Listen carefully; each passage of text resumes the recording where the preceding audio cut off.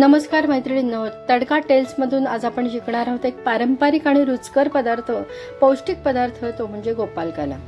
या गोपालकाल्याचा आपल्या गोपालकृष्णाला नैवेद्य दाखवल्याशिवाय या गोपालकाल्याला हवी तशी चव येणारच नाही मुळे।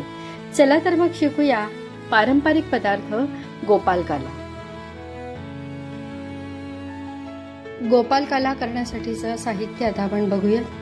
ज्वारीच्या लाह्या घ्यायच्या आहेत जास्ती प्रमाणामध्ये, म्हणजे 2 बाउल घेतले तर चालेल।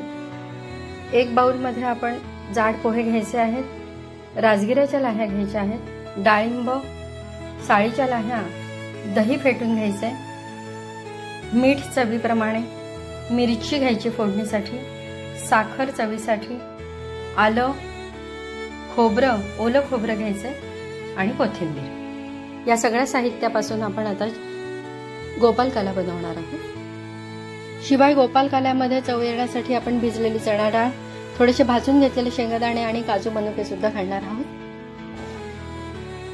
ज्वारीच्या लाह्या, साळीच्या लाह्या आणि राजगिऱ्याच्या लाह्या या सगळ्या लाह्या आपण स्वच्छ धुवून घ्यायच्या आहेत आणि पोहे जे आहेत ना, हे पोहे पण आपल्याला भिजवून घ्यायचे आहेत। तिन्ही लाह्या आपण स्वच्छ धुवून घेतलेल्या आहेत।